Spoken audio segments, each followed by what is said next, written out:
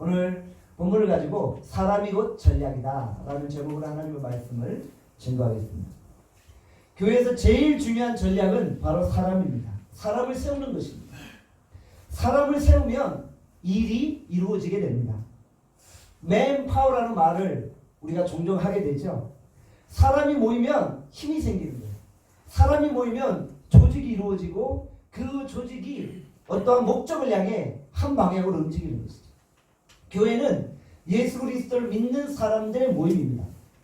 어떤 사람이 모이느냐가 이 교회가 어떤 교회를 이루느냐를 결정한다는 것이죠. 사람이 곧 방법이요, 목적이요, 사명이요, 전략입니다. 어떤 조직이든지 관계없이 그 조직을 움직이려면 5가지 요소가 존재합니다. 5M이라고 말하는 거죠. 사람, 사명, 방법, 모임, 돈입니다. Man, Mission, Method, Meeting, Money. 이 5가지가 필요하다는 것이죠. 이 중에서 제일 중요한 게 뭐예요? 바로 사람입니다. 사람이 곧 그 조직을 결정합니다. 명랑해전에 이순지 장군을 아시죠? 13척의 배를 가지고 왜군의 배 333척을 물리쳤습니다. 그는 1%의 가능성을 가지고 100%의 승리를 이루어냈다는 것이죠. 이순신 장군은 세계 해군사에 큰 업적을 남겼어요. 23전 23승의 전무후무한 기록을 남기게 되었다는 것이죠. 그 당시 아무도 그를 도와주지 않았어요. 심지어는 선조왕도 이순신을 견제했다는 것이죠. 사람들은 명랑해전의 승리의 요인을 분석합니다. 탁월한 리더십 때문이다. 전략과 전술 때문이다. 상황 판단 능력 때문이다. 등등 말합니다. 그러나 가장 중요한 승리의 요인이 무엇이에요? 바로 이순신입니다. 이순신이 가장 중요한 승리의 요인인 거예요. 이순신이니까 승리한 거예요. 이순신이기 때문에 그 사람을 통해 방법이 나오고 승리가 이루어졌다는 것이죠. 그런데 선조왕은 엉뚱한 생각을 했어요. 이순신이 했으니까 원균도 할 수 있다고 생각한 거예요. 그러나 원균이 했나요? 못했나요? 못했죠. 묘한 견제심과 시기심 때문에 나도 할 수 있다고 생각했던 거예요. 그러나 할 수 없었다는 것이죠. 사람이라고 다 똑같은 것은 아니에요. 오직 이순신이니까 한 거예요. 우리는 사람의 중요성을 도외시할 때가 있다는 것이죠. 예수님도 사람을 통해 일하십니다. 예수님은 공생의 기간 동안 12제자를 키우셨어요. 3년 동안이나 집중적으로 12제자를 훈련하신 거예요. 신앙의 엘리트들을 키우신 거예요. 예수님 주변에 수많은 사람들이 몰려들었어요. 그런데 예수님은 차별적으로 12제자만을 집중 훈련하셨다는 것이죠. 소수에게 집중하신 것이 예수님의 전략이었다. 예수님은 전략적으로 12명만을 키우셨던 거예요. 12명이 너무 작다고요? 아닙니다. 그 12명이 십자가의 복음으로 이 세계를 뒤엎었다는 것이죠. 예수님에게는 12제자만 있으면 되었던 것입니다. 교회 사명이 무엇입니까? 사람을 세우는 것입니다. 하나님이 쓰시는 사람을 키우는 것입니다. 사람을 세우면 하나님이 그 사람을 통해 일하신다는 것이죠. 2020년 나눔교회가 전략적으로 사람을 세울 수 있기를 간절히 소원합니다.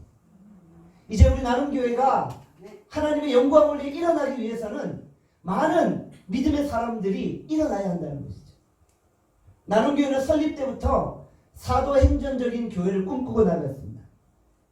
저는 나눔교회를 설립하면서 이런 질문을 했습니다. 하나님, 이 땅에 수많은 교회가 있는데 왜 또 하나의 교회인 나눔교회를 세워야 합니까? 그때 하나님이 제게 주신 음성이 무엇입니까? 우리 나눔교회는 외국인 선교사들을 세워서 그들을 통해 열방을 섬기는 선교적인 교회가 이루어질 것이다. 대한민국에 존재하는 수많은 교회들 중에서 나눔교회와 같이 외국인 선교사님들을 훈련하고 양육하는 교회가 몇 개나 될까요? 그렇게 많지 않다는 거예요. 나눔교회는 외국인 선교사님들을 세우면서 그분들이 각 나라로 돌아가 한 나라를 세울 꿈을 꾸는 거예요. 제가 여러 번 이야기를 했죠. 나눔교회 선교사역은 상당히 전략적인 거예요. 우리가 방글라데시, 네팔, 파키스탄에서 온 선교사님들을 섬기는 거예요. 이 섬김을 통해 한 나라를 섬기게 되어지는 것이죠. 우리가 사실 그곳에 가서 모든 백성들을 다 섬길 수는 없잖아요. 그러니까 전략적으로 그 나라에서 온 선교사님들을 섬기는 거예요. 그래서 열방을 섬기는 것이죠. 그들이 각 나라로 돌아가서 한 나라마다 사도행전적인 교회를 세우게 되어진다는 것이죠. 이번 겨울방학에도 수많은 선교사님들이 각 나라로 돌아갔어요. 자기 나라로 돌아가서 도시마다 순회 선교사역을 하며 순회 부흥 집회를 인도했다는 것이죠. 하나님은 각 나라에서 벌어지는 순회 부흥 집회의 베이스 캠프로 나눔교회를 세우셨다는 것이죠. 저는 방학 기간 중에 여러 선교사님들을 통해서 각 나라의 소식들을 들었어요. 그 선교사님들이 도시마다 방문하면서 부흥 집회를 인도했고요. 그 부흥 집회에서 수많은 영혼들이 주께로 돌아왔다는 소식들을 접하게 되었다는 것이죠. 여러분들, 그 모든 사역의 출발점은 바로 나눔교회인 것입니다. 하나님이 나눔교회를 세계 선교의 베이스 캠프로 세우셔서 이 나눔교회를 통해 열방의 사람들이 주께로 돌아오게 하는 역사를 이루신다는 거예요. 여러분들, 우리는 그런 의미에서 자부심을 가져야 돼요. 내가 지금 나눔교회를 섬기고 있다는 것에 자부심을 가지기 바랍니다. 우리 나눔교회는 시시하게 지역사회만을 섬기는 교회가 아닙니다. 우리는 열방을 섬기는 교회입니다. 우리 나눔교회는 열방을 우리의 격으로 삼고 있다는 것입니다. 선교적인 교회는 우리의 꿈이자 하나님의 꿈입니다. 하나님은 반드시 하나님의 열심으로 사도행전적인 교회를 세우실 줄 믿습니다. 하나님은 나눔교회를 세우시기 위해서 수많은 일꾼들을 부르시고 보내주실 줄 믿습니다. 누가복음 10장 2절에 말씀합니다. 이르시되 추수할 것은 많되 일꾼이 적으니 그러므로 추수한 주인에게 청하여 추수할 일꾼들을 보내주소서 하라. 주여, 일꾼을 보내주소서. 주여, 우리가 사람을 찾아다니지 않게 하소서. 하나님이 직접 불러주시고 하나님이 직접 보내주시는 사람들이 나눔교회로 몰려오게 하여 주시옵소서. 우리가 무조건 사람들을 찾아다니는 것이 아니라 하나님이 예비하신 일꾼들이 몰려드는 거예요. 그렇게 모여든 사람들이 하나님의 꿈을 꾸는 거예요. 하나님이 하나님의 꿈을 이 나눔교회를 통해서 이루시는 거예요. 하나님을 사랑하는 영혼들이 모이는 거예요. 예수에 미쳐있는 사람들이 모이는 거예요. 그래서 그 영혼들이 복음 증거에 미치는 거예요. 세계 선교에 미치는 거예요. 세상은 돈에 미쳐 있지만 우리는 예수에 미쳐 있는 거예요. 세계 선교에 미쳐 있는 거예요. 자나깨나 눈만 뜨면 세계 선교지가 떠오르고 열방이 눈에 아른거리는 거예요. 우리 나눔교회 성도들이 영혼 구원과 전도 사역과 선교 사역에 미쳐 있을 수 있기를 소원합니다. 우리는 예수 그리스도의 복음의 능력으로 완전히 새로운 인생을 살아야 한다는 것이죠. 우리가 추구하는 가장 이상적인 변화의 모델이 누구입니까? 바로 스데반입니다. 스데반은 헬라어로 스테파노스, 면류관이라는 뜻입니다. 참 그 이름이 영광스럽죠. 사도행전은 그에 대해서 어떻게 묘사하고 있습니까? 사도행전 6장 8절에 말씀합니다. 같이 사도행전 6장 8절 말씀 함께 읽겠습니다. 시작. 스데반이 은혜와 권능이 충만하여 큰 기사와 표적을 민간에 행하니 아멘. 큰 은혜와 권능이 충만하여 기적을 일으키는 자다라고 표현하고 있죠. 사도행전 6장 3절에 말씀합니다. 우리 6장 3절도 읽겠습니다. 시작. 형제들아, 너희 가운데 성령과 지혜가 충만하여 칭찬받는 사람 7을 택하라. 이 7명 안에 스데반이 들어가는 거죠. 7 집사 중에 제일 리더격인 인물이 바로 스데반이라는 것이죠. 사도행전 6장 5절에도 말씀합니다. 또 한번 6장 5절 말씀 함께 읽겠습니다. 시작. 온 무리가 이 말을 기뻐하여 믿음과 성령이 충만한 사람 스데반과 또 빌립과 브로고로와 니가노르와 디몬과 바메나와 유다교에 입교했던 안디옥 사람 니골라를 택하여. 아멘. 사도행전에 스데반을 묘사하는 단어가 5가지로 등장합니다. 성령, 지혜, 믿음, 은혜, 권능이 충만하다는 것이죠. 영적인 부여함에 관한 최고의 수식어들을 다 들어서 스데반을 평가하고 있는 것입니다. 스데반은 영성, 능력, 지혜, 리더십, 헌신, 관리 능력 등 모든 면에서 완벽한 평신도 지도자였습니다. 그는 구제와 재정, 행정과 관리 업무를 담당하는 행정가였고 직접 현장에 나가 복음을 증거하는 전도자였던 것입니다. 스데반의 삶의 원동력은 무엇입니까? 바로 은혜와 권능입니다. 내가 살아가는 힘은 나에게로부터 오는 것이 아니라 하늘로부터 오는 것이죠. 하늘로부터 내려오는 은혜와 권능이 충만했다고 기록하고 있습니다. 하늘의 은혜가 충만하니까 하늘로부터 권능이 임하는 것입니다. 내 내면에서 능력이 나오는 것이 아니라 내 능력은 하늘의 권능으로부터 임하는, 하늘의 은혜로부터 임하는 것이죠. 스데반은 은혜가 충만한 자였고 스데반은 은혜를 아는 자였다는 것이죠. 은혜란 무엇입니까? 받을 자격이 없는 자에게 주어지는 선물입니다. 기독교에서 제일 중요한 개념은 바로 은혜입니다. 은혜 아니면 살아갈 수가 없습니다. 우리는 도저히 주의 은혜를 받을 자격이 없는 자였는데 값없이 우리에게 은혜로 구원의 선물을 주셨다는 것이죠. 복음 증거의 핵심이 무엇입니까? 내 행위로 구원받을 수 없다는 것입니다. 우리의 구원은 오직 십자가의 은혜입니다. 기독교는 선행을 강조하는 종교가 아닙니다. 불교는 선행을 강조하죠. 선행으로 구원 얻는다고 말하죠. 그러나 우리 기독교는 선행으로 구원 얻을 수 없다고 이야기하고 있어요. 우리가 구원받을 수 있는 근거는 바로 예수 그리스도의 십자가의 은혜 때문이라는 것이죠. 내가 무엇을 행해서 구원받는다는 것은 기독교의 진리가 아니라는 것이죠. 예수 그리스도는 십자가에서 우리의 모든 구원을 다 이루어 주신 것입니다. 그래서 예수님이 십자가상에서 다 이루었다고 말씀하셨죠. 기독교는 우리가 뭔가를 행하는 두의 종교가 아니라 이미 다 이루셨다는 덧의 종교입니다. 예수님이 십자가에서 모든 것들을 다 이루어 주신 것이죠. 성령의 열매도 마찬가지입니다.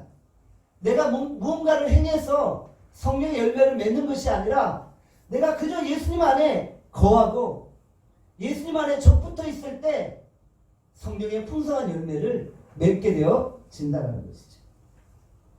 우리의 강조점은 행위가 아니라 오직 예수 그리스도뿐인 것입니다. 세상은 값없이 주신 은혜를 싫어합니다. 세상은 값없이 주신 은혜에 대해 거부합니다. 왜요? 인간이 뭔가를 해야지만 대단히 보이는 거예요. 인간이 뭔가를 행해야지만 위대해 보이는 거예요. 그런데 인간이 아무것도 안 해도 구원 얻는다고 하니까 그런 논리를 싫어하는 거예요. 세상은 은혜를 싫어합니다. 세상은 인간이 아무것도 안 했다는 것 자체를 거부한다는 거예요. 인간은 구원에 관해서 무능한 존재임을 우리가 고백해야 됩니다. 인간은 구원에 관해서 아무것도 할 수 없음을 철저하게 깨달아야 한다는 거예요. 나 같은 죄인을 살려주신 그 은혜가 크고 놀랍다는 것이죠. 로마서 3장 9절에서 12절에 말씀합니다. 같이 로마서 3장 9절에서 12절 같이 한번 읽겠습니다. 시작. 그러면 어떠하냐? 우리는 나으냐? 결코 아니라. 유대인이나 헬라인이나 다 죄 아래 있고 우리가 이미 선언하였느니라.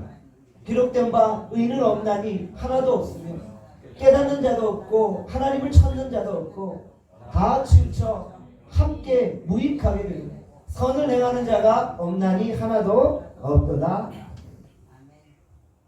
우리에게서 구원의 근거를 찾을 수 없는 거예요. 교회를 오래 다녔는데도 이 은혜의 진리에 대해서 모르는 분들이 계세요. 내가 뭔가를 열심히 뛰어야만 구원받는다고 생각하는 분들이 있는 거예요. 여러분들 그렇지 않다. 교회 안에서 열심히 봉사를 하는데 자기 의로 행하는 거예요. 자기 자랑하기에 급급한 거예요. 진짜 은혜를 아는 자는 자기 자랑이 없습니다.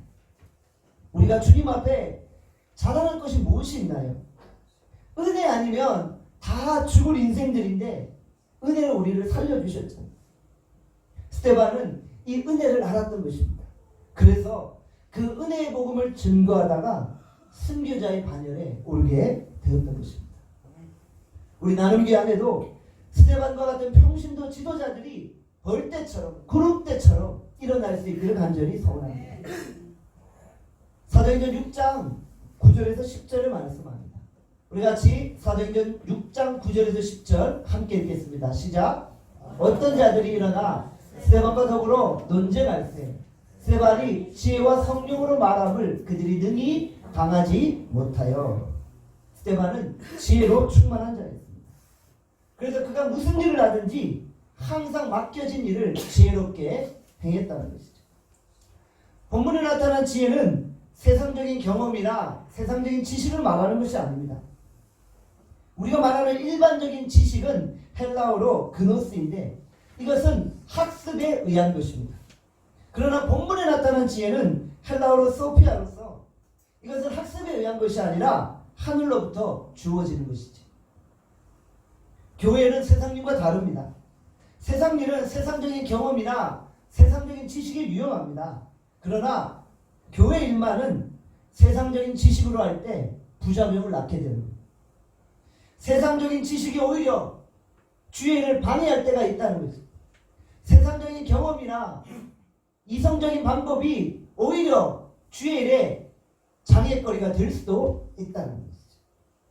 하나님은 우리에게 하늘의 지혜로 주의 일을 감당하라고 말씀하십니다. 하나님 우리에게 하늘의 지혜로 주의 교회를 세우라고 말씀하시는 거예요. 우리는 하나님의 지혜, 위로서부터 내려오는 지혜로 충만해야 합니다. 하나님의 일꾼을 부르실 때 세상에서 자랑할 만한 자를 부르시지 않았어요. 세상에 지혜 있는 자를 부른 것이 아니라 연약하고 가난하고 부족하고 보잘것없는 자를 불러서 하나님의 교회를 세우시는 것입니다. 고린도전서 1장 26절에서 29절에 말씀합니다. 우리 먼저 26절에서 27절 읽고 그 다음에 계속해서 28절부터 29절 말씀 읽겠습니다. 함께 읽겠습니다. 시작. 형제들아 너희를 부르심을 보라. 육체를 따라 지혜로운 자가 많지 아니하며 능한 자가 많지 아니하며 문벌 좋은 자가 많지 아니하며 그러나 하나님께서 세상의 미련한 것들을 택하사 지혜 있는 자들을 부끄럽게 하려 하시고 세상의 약한 것들을 택하사 강한 것들을 부끄럽게 하려 하시며 계속해서 넘겨주세요. 28절 29절 하나님께서 세상의 천한 것들과 멸시받는 것들과 없는 것들을 택하사 있는 것들을 폐하려 하시나니 이는 아무 육체도 하나님 앞에서 자랑하지 못하게 하려 하심이라. 아멘. 하나님은 세상의 천한 자들과 멸시받는 자들과 없는 자들을 택하고 그들을 사용하셔서 하나님의 나라를 이루어 주시는 것입니다. 결국 하나님의 나라는 세상의 지식이나 경험으로 이루는 것이 아니라 하늘의 지혜로 하늘의 능력으로 이룬다는 것을 기억하셔야만 합니다. 하나님이 왜 그렇게 역사하실까요? 왜냐하면 아무 육체도 하나님 앞에서 자랑하지 못하게 하려 하는 것입니다. 너무 유능하고 똑똑한 사람들은 하나님이 도와주지 않으셔도 된다고 생각하는 거예요. 하나님이 함께 하시지 않으셔도 나는 충분히 이런 자리까지 오를 수 있다고 생각하는 거예요. 그런 자를 통해서 하나님이 일하시지 않는 거예요. 하나님은 아무런 자랑이 없는 그런 사람을 통해서 하나님의 역사를 이루어 가신다는 거죠. 예수님이 12제자를 부르셨어요. 그 12제자는 어떤 사람들입니까? 대부분 일자 무식이었어요. 전교 교육을 제대로 받지 못한 자들이었어요. 하나님은 그런 자들을 세우셔서 세계 선교의 비전을 이루어 주셨다는 것입니다. 그들을 통해 땅끝까지 복음이 증거되게 하신 것입니다. 결국 하나님의 나라는 세상의 지혜로 이루어지는 것이 아니라 하늘의 지혜로 성취되어지는 것입니다. 스데반은 하늘의 지혜와 지식이 충만해 있기 때문에 위기의 순간에도 확신 있게 예수 그리스도의 십자가의 죽음과 부활을 증거하게 되었던 것입니다. 그는 참으로 탁월한 변증가였습니다. 그는 예수님에 대해서 변증할 때 너무나도 탁월하게 말했기 때문에 능히 그의 말을 당할 자가 없었던 것입니다. 그는 이방 철학자들과 논쟁하면서도 결코 뒤지지 않는 지혜와 지성을 가지고 있었던 것입니다. 많이 배워서 그런 것이 아닙니다. 성령이 충만하니까 성령께서 그의 입에 해야 될 말들을 넣어주신 것입니다. 요한복음 14장 26절에 말씀합니다. 같이 요한복음 14장 26절 함께 읽겠습니다. 시작. 보혜사고 아버지께서 내 이름으로 보내실 성령 그가 너희에게 모든 것을 가르치고 내가 너희에게 말한 모든 것을 생각나게 하리라. 아멘. 스데반이 공회원들과 논쟁을 하고 있을 때 성령께서 그의 입에 해야 될 말을 생각나게 하시고 말하게 하셨던 것입니다. 스데반은 구약 성경을 조목조목 들어서 공회원들의 그 마음을 움직였던 것입니다. 그의 지혜와 지식을 보고 공회원들이 능히 할 말을 찾을 수 없었던 것입니다. 그의 지혜는 논쟁을 멈추게 하였고 분쟁을 잠잠케 하였던 것입니다. 지혜로운 사람은 누구입니까? 분열이 있는 곳에 일치를 가져오는 자입니다. 미움이 있는 곳에 사랑을 가져오는 자입니다. 다툼이 있는 곳에 평화를 가져오는 역할을 하는 자가 진정 지혜로운 자인 것입니다. 서로 다투고 서로 분열하다가도 지혜로운 사람이 말 한마디를 하면 더 이상 대꾸할 수 없게 되는 거예요. 그리고 그 흩어졌던 무리가 하나 되는 역사가 이루어진다는 것입니다. 우리가 교회 안에서 이런 역할을 할 수 있기를 바랍니다. 스데반은 공회 앞에서 어떤 모습을 하고 있습니까? 마치 그의 얼굴이 천사와 같았다고 이루어집니다. 스데반의 얼굴은 천사와 같이 빛났던 것입니다. 사도행전 6장 15절에 말씀합니다. 같이 15절 말씀 함께 읽겠습니다. 시작. 공회 중에 앉은 사람들이 다 스데반을 주목하여 보니 그의 얼굴이 천사의 얼굴과 같더라. 아멘. 공회에 있던 사람들이 스데반을 지켜보는 거예요. 그런데 그의 얼굴이 천사와 같았던 거예요. 번쩍번쩍 빛이 난 거예요. 스데반은 조금 이후에 돌에 맞아 순교해야 될 상황이에요. 이 위기의 순간에도 스데반은 모든 두려움으로부터 자유로웠고요. 그 얼굴이 천사와 같이 빛났던 거예요.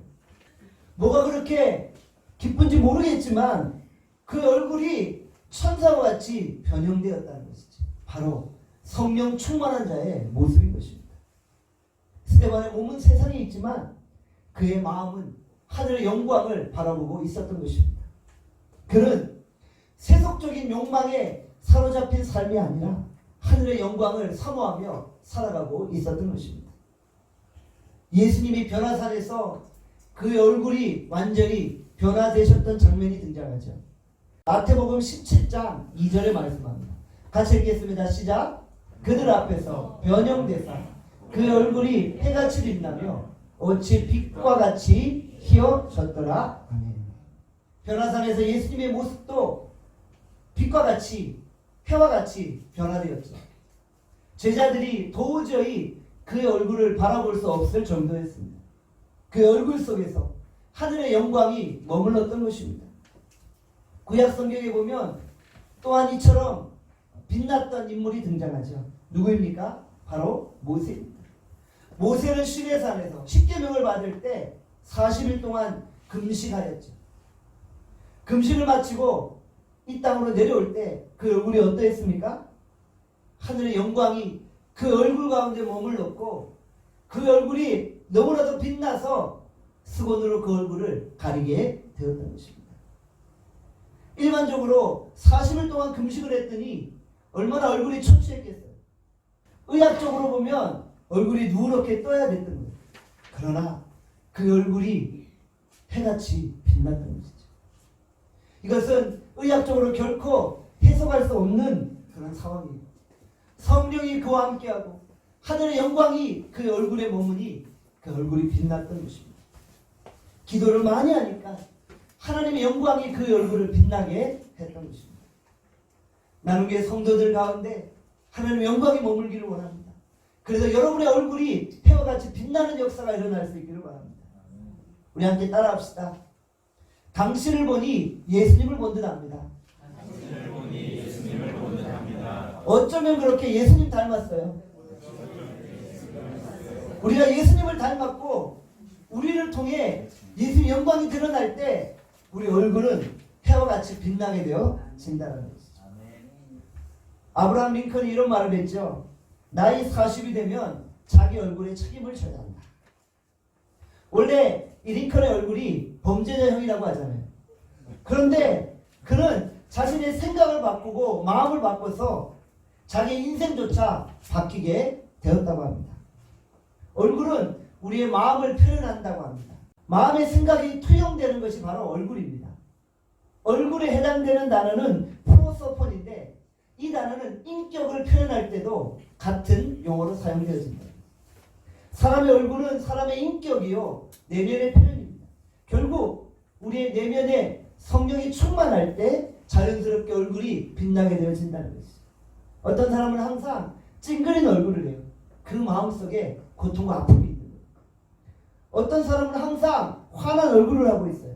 그 마음속에 즐거움과 기쁨이 있는 거예요. 여러분도 혹시 사람의 관상을 보는 분들을 만나보셨나요?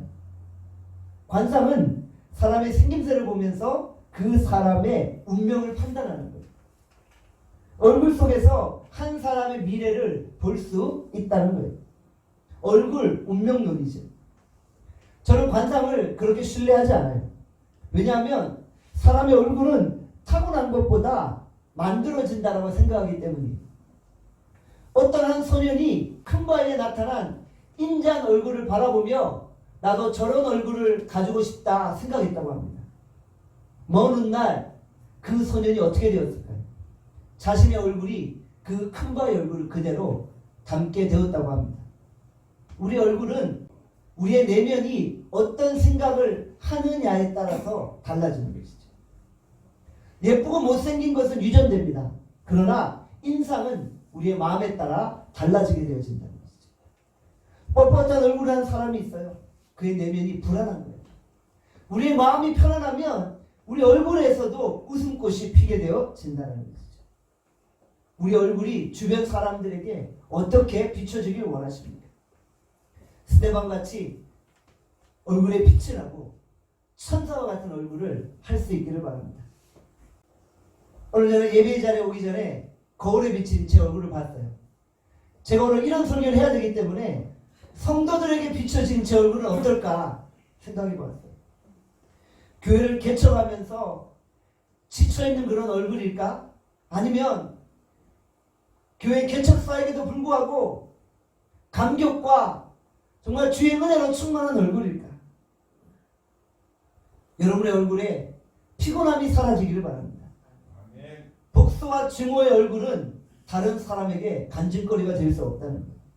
미움과 분노의 얼굴, 불안과 두려움의 얼굴이 사라지고 이제 찬송과 감사의 얼굴, 안식과 평화의 얼굴이 충만할 수 있기를 바랍니다. 우리가 이 예배를 드리는 이 은혜의 자리에서 하나님의 영광을 경험하고 우리 얼굴이 변화될 수 있기를 간절히 소원합니다. 옆에 있는 성도들의 얼굴을 보기만 해도 치유와 회복이 일어날 수 있기를 바랍니다. 여러분도 천사와 같은 얼굴을 가지길 원하시나요? 그렇다면 다른 사람을 용서하세요. 다른 사람에 대한 분노와 복수심을 가지고 우리의 얼굴이 빛과 같이 빛날 수 없다는 거죠. 우리가 다른 사람을 이해하고 용서하고 용납할 때 천사와 같은 얼굴로 변하게 되어진다는 거죠. 우리가 생을 마감할 때 어떤 얼굴, 어떤 인상을 남기기를 원하십니까? 자녀들과 성도들이 우리를 어떻게 기억하기를 원하십니까? 자녀들의 입에서 우리 부모님의 얼굴은 천사와 같은 얼굴이었다고 고백하는 역사가 일어나기를 원합니다. 성도들의 입에서 우리 권사님, 우리 집사님의 얼굴은 천사와 같았다라고 고백할 수 있기를 바랍니다. 사도행전에 나타난 스데반은 우리 나눔교회 성도들의 표준입니다. 기준입니다. 나눔교회가 스데반과 같은 평신도 지도자를 세우는 교회가 될 수 있기를 바랍니다. 우리 한 사람 한 사람이 나눔교회 안에서 또 한 명의 스데반 집사가 될 수 있기를 간절히 소원합니다. 아멘. 기도하겠습니다. 오늘 말씀을 생각하면서 함께 기도합시다. 하나님, 오늘 우리 나눔교회가 스데반과 같은 일꾼을 세우게 하시고 그 일꾼을 통해 하나님의 일을 이루어내게 하여 주시옵소서. 스데반의 얼굴에 항상 기쁨과 감격이 있었고 그 얼굴이 천사와 같이 빛났다고 하였습니다. 하나님, 우리 얼굴도 빛나게 하시고 날마다 하나님의 영광이 우리 가운데 머물게 하여 주시옵소서. 우리 이렇게 한번 합심하여 통성으로 우리 한번 주여 한번 외치고 기도하겠습니다. 주여, 아버지 하나님 기도합니다. 하나님 은혜를 주시옵소서. 하나님 우리의 얼굴을 새롭게 하여 주옵소서. 하나님 아버지, 우리가 하나님의 나라의 영광